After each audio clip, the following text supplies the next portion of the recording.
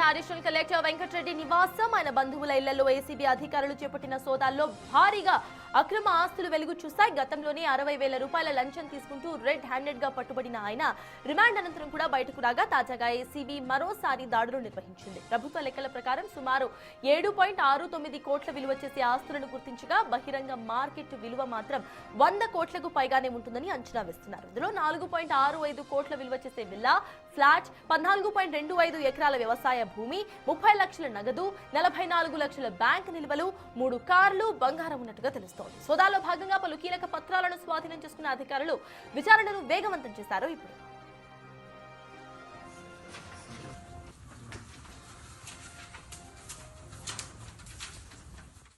వెంకటరెడ్డి అనే additional collector Hanumakonda గారి ఇళ్ళు, అలాగే అతని బంధువులకు సంబంధించిన ఇళ్ళు సోదాలు చేయడము జరిగింది. దీనికి ముఖ్య కారణం ఏంటంటే డిసెంబర్ 6వ తారీఖు నాడు ఇతను కలెక్టర్గా అడిషనల్ కలెక్టర్ హనుమకొండ పనిచేస్తూ అలాగే full additional charge education district education ఆఫీసర్గా ఉండగా ఒక ప్రైవేట్ స్కూల్కి సంబంధించినటువంటి లైసెన్స్ రెన్యూవల్ చేయటకు 60,000 డిమాండ్ చేస్తూ మాకు రెడ్ హ్యాండెడ్గా పట్టుకోవడం జరిగింది. అదే క్రమంలో అప్పుడు అతన్ని విచారించినప్పుడు కొన్ని అక్రమాస్తులు కలిగినట్టుగా మా నోటీస్కి రావడం జరిగింది. దానిపైన వెంటనే అతని ఇల్లు కూడా సోదాలు చేయడం జరిగింది. అప్పుడు ఒక 30 లక్షల నష్టాలు జరిగింది. దాని తర్వాత అతని గురించి కంప్లీట్ ఎంక్వైరీ చేయగా 2008లో కూడా ఇతని మీద ఒక అక్రమాస్తులు కలిగిన కేసు రిజిస్టర్ చేయడం జరిగినట్టుగా గుర్తించాము. దాని తర్వాత ఆ కేసులో ఏసీబీ తరఫున గవర్నమెంట్కి రిపోర్ట్ పంపడం జరిగింది. తర్వాత 2016-17లో కూడా నేషనల్ హైవే ఎక్స్పాన్షన్ స్కీమ్లో రైతులకు సంబంధించిన కంపెన్సేషన్ ఇవ్వడంలో ఇతను అవినీతికి పాల్పడినట్టు కూడా మా నోటీసుకు వచ్చి ఏసీబీ వాళ్ళు ఎంక్వైరీ చేసి రిపోర్ట్ చేసి గవర్నమెంట్ పంపించడం జరిగింది. ఈరోజు ఉదయం నుండి జరిగిన సోదాల్లో దాదాపు ఈ వెంకటరెడ్డి గారు అడిషనల్ కలెక్టర్ గారు 8,30,00,000 అక్రమాస్తులు కలిగినట్లుగా గుర్తించడం జరిగింది. దానిలో మంచిరేవుల విల్లా సుమారు 5-6 కోట్ల వర్త్ విల్లా ఒకటి, అలాగే భువనగిరి దగ్గర ఒక ఫామ్ హౌసు, తర్వాత ఇక్కడ సరూర్ నగర్లో ఒక ఇల్లు కూడా కలిగినట్టుగా ఒక 8 ప్లాట్లు కలిగినట్టు మేము గుర్తించడం జరిగింది. ఫర్దర్గా ఇన్డెప్త్ డీటెయిల్స్ మేము సోదా చేసిన తర్వాత తెలుస్తుందంటే తెలియజేస్తున్నాం. సార్, ఈ సోదాలు ఎప్పటి వరకు కొనసాగే అవకాశం సార్? అంటే మొత్తం ఒక 8 లొకేషన్స్లో ఇప్పుడు సోదాలు నిర్వహిస్తున్నాము. దాదాపు సాయంత్రం అవుతుంది పూర్తిగా తెలిసేసరి. ఎన్ని టీంలు సార్? 8 టీంలు సార్. మీకు అతను ఎంక్వైరీకి సహకరిస్తున్నాడా లేదంటే ఎట్లా ఉంది సార్? సహకరిస్తున్నాడు. హన్మకొండ అడిషనల్ కలెక్టర్ వెంకటరెడ్డి నివాసంలో జరుగుతున్న ఈ సోదాలకు సంబంధించిన పూర్తి డీటెయిల్స్ మా ప్రతినిధి సాగర్ అడుగు తెలుసుకుందాం. సాగర్, చెప్పండి, 1,00,000 రూపాయల లంచం తీసుకుంటూ 100 కోట్ల అక్రమ ఆస్తులు కూడబెట్టిన మొత్తం కూడా ఇప్పుడు బయటపడింది. దానికి సంబంధించి మనం మాట్లాడుకుంటున్నాం. దీనికి సంబంధించి అసలు ఏసీబీ ఏమంటోంది? అండ్ ఇంకా సోదాలు కొనసాగే అవకాశం ఉందనుకోవాలా? ఇంకా ఎవరెవరి ఇళ్లలో సోదాలు కొనసాగే అవకాశం ఉందనుకోవాలి? అప్డేట్స్ ఏంటి సాగర్?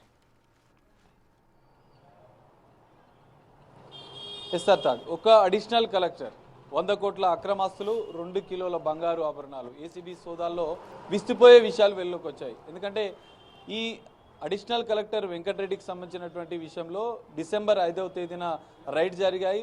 ఒక స్కూల్కి సంబంధించినటువంటి పర్మిషన్ విషయంలో 60,000 రూపాయల లంచం తీసుకుంటూ రెడ్ హ్యాండెడ్గా దొరికారు. అప్పుడు ఏసీబీ అధికారులు రైడ్ చేశారు, అనంతరం రిమాండ్కి తరలించారు. కానీ ఇక్కడ నెల రోజులుగా కూడా ఆయన అక్రమాస్తులపైన నజర్ పెట్టిన ఏసీబీ నిన్న ఏకకాలంలో 10 చోట్ల ఎల్బీ నగర్లో ఉన్నటువంటి ఆయన నివాసంతో పాటుగా బంధువుల ఇళ్లలో, ఆయన యొక్క అనుచరుల ఇళ్లలో కూడా పెద్ద ఎత్తున సోదాలు చేసినట్లుగా కూడా గుర్తించారు. బినామీ ఇళ్లలో కూడా సోదాలు జరిగాయి. సో ఈ నేపథ్యంలోనే విస్తుపోయే విషయాలు వెలుగులోకి వచ్చాయి.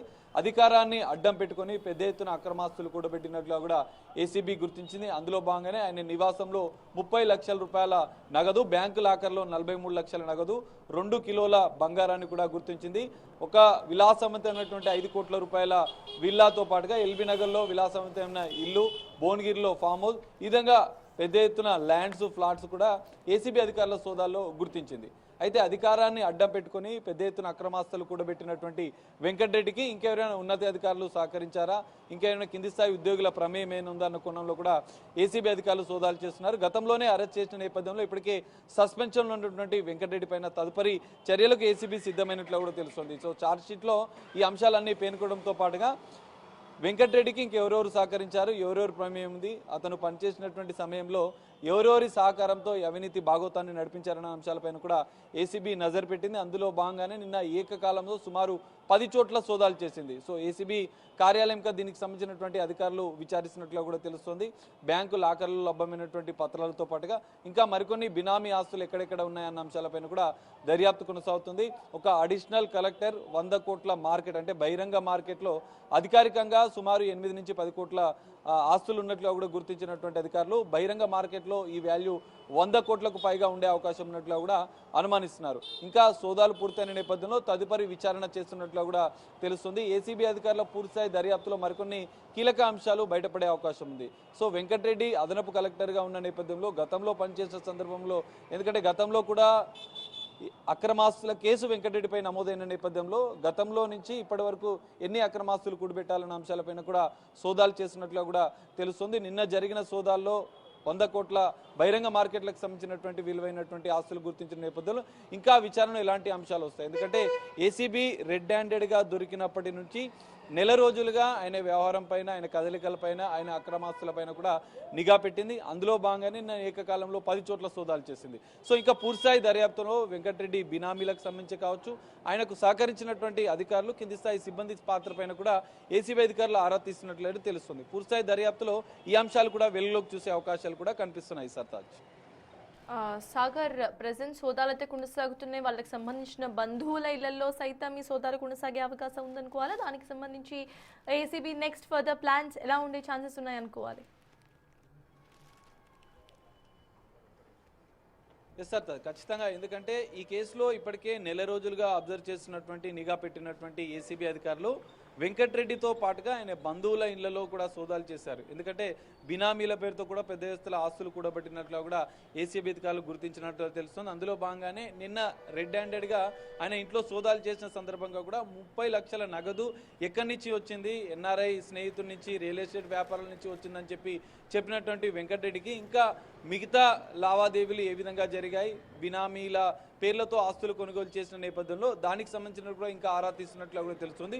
పూర్తిస్థాయి దర్యాప్తు ఇక్కడ బంధువుల ఇళ్లలో సోదాలు చేసిన నేపథ్యంలో కూడా కొన్ని ఆస్తులు గుర్తించారు. ఇంకా బినామీలుగా పెట్టుకుని పెద్ద ఎత్తున అక్రమాస్తులు కూడగట్టినట్లుగా కూడా గుర్తించిన ఏసీబీ అధికారులు ఇంకా దర్యాప్తు చేస్తున్నారు. సో నిన్న 10 చోట్ల ఏకకాలంలో సోదాలు చేసినటువంటి ఏసీబీ అధికారులు స్వాధీనం చేసుకున్నటువంటి డాక్యుమెంట్స్, ఆస్తులతో పాటుగా మరికొన్ని వివరాలపైన కూడా ఆరా తీస్తున్నట్లు తెలుస్తుంది. పూర్తిస్థాయి దర్యాప్తులో బినామీల చిట్టా, అధికారుల పాత్ర, సిబ్బంది పాత్ర, ఈయన అవినీతి భాగోతానికి సహకరించినటువంటి వారి పాత్ర కూడా బయటపడే అవకాశాలున్నాయి. ఇంకా అక్రమాస్తుల విలువ పూర్తిస్థాయి దర్యాప్తు అనంతరం కూడా పెరిగే అవకాశాలు ఉన్నట్లుగా కూడా తెలుస్తుంది. సర్తాజ్ సాగర్, ఫైనలీ ఏసీబీ అధికారులు ఇటు రైడ్స్ చేస్తున్నారు, at the same time red హ్యాండెడ్గా పట్టుకునే అవకాశాలు కనిపిస్తున్నా ఒక అడిషనల్ కలెక్టర్ స్థాయి వ్యక్తి ఈ రకంగా ఇంత భారీగా ఇటు అక్రమ ఆస్తులను కూడబెట్టడం ఎలా చూడాలి? అండ్ ఈ కేసెస్కు ఒక ఫుల్ స్టాప్ అనేది లేకుండా పోతోంది, వీటిని ఎలా చూడాలంటారు?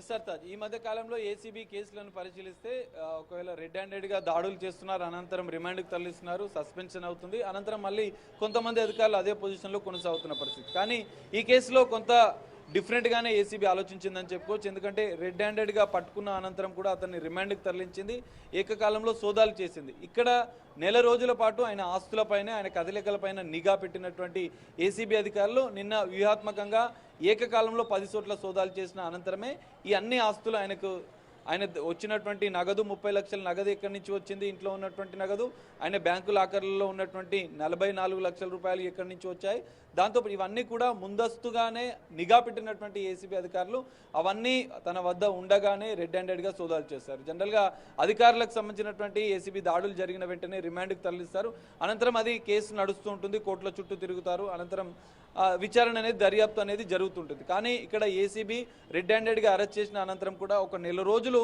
ఈ అడిషనల్ కలెక్టర్ వ్యవహారాలపైన, కదలికలపైన కూడా నిఘా పెట్టి నిన్న ఏకకాలంలో 10 చోట్ల స్వాధీనం చేసిన నేపథ్యం, సోదాలు చేసిన నేపథ్యంలోనే 100 కోట్ల అక్రమాస్తులు బయటపడ్డాయి. అయితే ఇక్కడ ఈయన అడిషనల్ కలెక్టర్గా పనిచేయడంతో పాటుగా గతంలో రెవెన్యూ శాఖలలో ఆర్డీఓగా, ఇతర పొజిషన్లలో కూడా కీలకంగా పనిచేసిన నేపథ్యంలో అప్పుడు పెద్ద ఎత్తున రెవెన్యూ శాఖలో పెద్ద ఎత్తున అక్రమాలకు పాల్పడ్డట్లుగా కూడా ఏసీబీ అధికారులు గుర్తించారు. ఎందుకంటే భువనగిరిలో భారీగా ఫ్లాట్స్ కొనుగోలు చేయడం, ఒక ఫామ్ హౌస్ని మెయింటైన్ చేయడం, గతంలో భువనగిరి ఆర్డీఓగా కూడా వెంకటరెడ్డి పనిచేసిన సందర్భంలో పెద్ద ఎత్తున అక్రమాలకు పాల్పడ్డారు. రెవెన్యూలకు సంబంధించినటువంటి రెవెన్యూ శాఖలో భూముల బదలాయింపులకు సంబంధించిన కావచ్చు, కొన్ని క్లియరెన్స్కి సంబంధించిన విషయంలో కావచ్చు, పెద్ద ఎత్తున అవినీతి అక్రమాలకు పాల్పడినట్టుగా కూడా ఏసీబీ అధికారులు గుర్తించారు. అందులో భాగంగానే ఇంకా పూర్తిస్థాయి దర్యాప్తు చేస్తున్నారు. భువనగిరిలో పనిచేసిన సందర్భంలో వెంకటరెడ్డికి సహకరించిన వారు ఇప్పుడు ప్రస్తుతం అడిషనల్ కలెక్టర్గా పనిచేస్తున్నటువంటి వెంకటరెడ్డి అంటే తాజాగా తీసుకున్న లంచం విషయంలో కాదు, గతంలో కూడా ఆయన చేసినటువంటి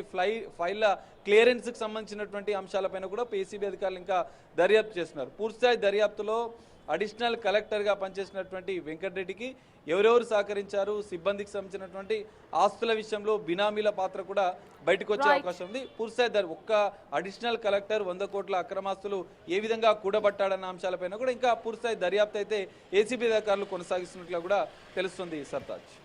థ్యాంక్ యూ సాగర్. మొత్తానికి హన్మకొండ అడిషనల్ కలెక్టర్ వెంకటరెడ్డి నివాసం అండ్ ఆయన బంధువుల ఇళ్లలో సైతం ఏసీబీ అధికారులు చేపట్టిన సోదాల్లో భారీగా అక్రమ ఆస్తులు వెలుగు చూసాయి. మొత్తం కోట్లకు సంబంధించిన ఆస్తులు అండ్ కొన్ని కేజీల బంగారాన్ని రెడ్ హ్యాండెడ్ గా పట్టుకున్నారు పోలీసులు. 60,000 రూపాయలకు పోయి ఇప్పుడు 100 కోట్ల అక్రమ ఆస్తులు బయటపడ్డాయి.